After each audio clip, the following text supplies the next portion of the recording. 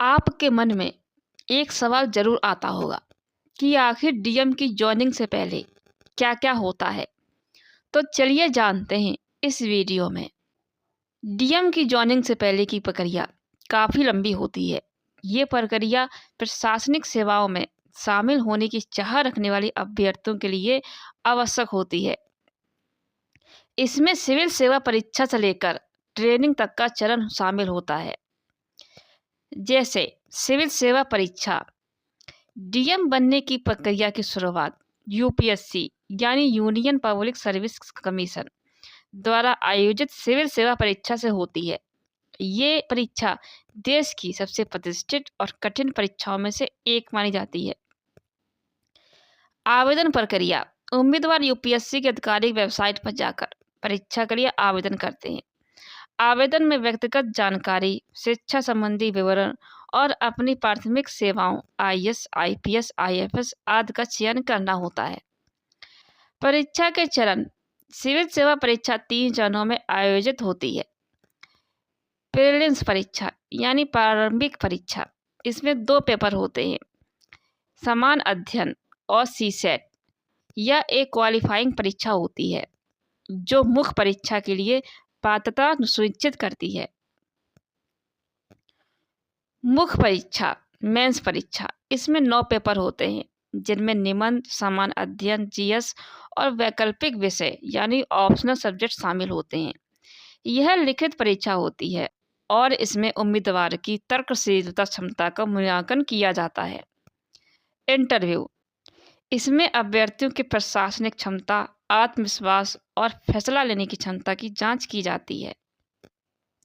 Ranking और सेवा का चयन, मुख्य परीक्षा और इंटरव्यू के कुल अंकों के आधार पर अंतिम मेरिट सूची बनाई जाती है। उच्च रैंक प्राप्त करने वाले अभ्यर्थियों को भारतीय प्रशासनिक सेवा यानी आईएएस में चयनित किया जाता है।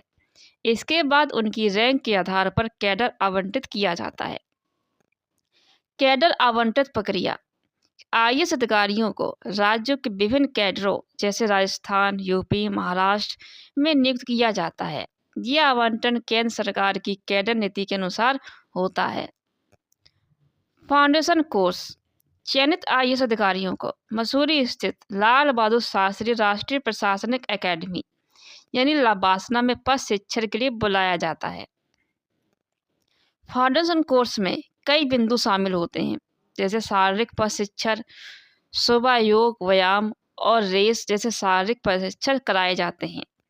क्लासेस यानी प्रशासनिक कानून, नीतिगत ढांचे और सरकारी योजनाओं पर व्याख्यान, वित्त, अर्थशास्त्र, अंतर्राष्ट्रीय संबंधों का अध्ययन, फील्ड वर्क, ग्रामीण और शहरी क्षेत्रों में जाकर प्रशासनिक कामकाज को समझना, सांस्कृतिक कार्यक्रम, भारत के विविध सांस्कृतिक पक्षों से परिचय। कैडर विशिष्ट प्रशिक्षण, फाउंडेशन कोर्स पूरा होने के बाद अधिकारियों को उनके आवंटित राज्य के प्रशासनिक स्थान में विशेष प्रशिक्षण दिया जाता है।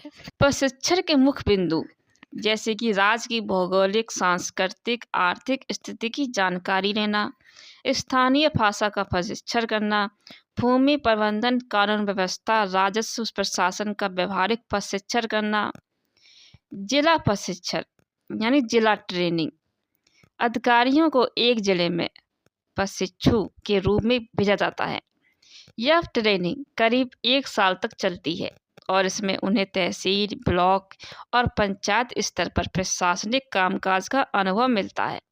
वे जिला कलेक्टर, एसडीएम और अन्य अधिकारियों के साथ मिलकर काम करते हैं।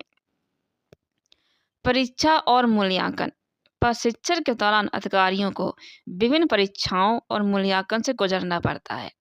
इनके प्रदर्शन के आधार पर उनकी नियुक्ति को अंतिम रूप दिया जाता है।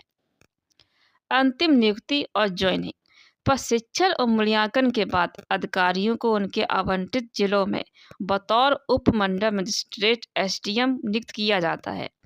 एसडीएम के रूप में काम करने के बाद प्रोन्नति के माध्यम से उन्हें डीएम का पद दिया जाता है। ज्वाइनिंग से पहले उनके साथ कई जरूरी प्रक्रियाएं होती हैं जैसे मेडिकल चेकअप और स्वास्थ्य प्रमाण पत्र, पुलिस वेरिफिकेशन, सेवाओं से संबंधित शपथ। डीएम बनने का सफर यहीं खत्म नहीं होता। आईएएस अधिकारी के रूप में ज्वाइनिंग करने के बाद सीधे डीएम की जिम्मेदारी नहीं दी जाती। इसके लिए कई चरणों और वर्षों का अनुभव जरूरी होता है।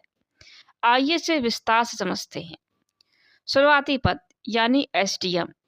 अधिकारी को सबसे पहले उपमंडल मजिस्ट्रेट एसडीएम और एसी के पद पर नियुक्त किया जाता है।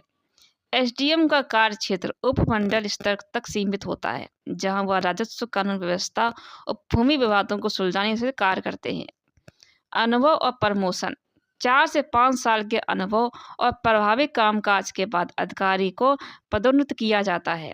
इसके बाद उन्हें एडिशनल डिस्ट्रिक्ट मजिस्ट्रेट एडीएम के रूप में कार्य करने का मौका मिलता है। एडीएम के रूप में अधिकारी कानून व्यवस्था, विकास परियोजनाओं और जिला प्रशासन के समग्र प्रबंधन में सहायक भूमिका निभाते हैं।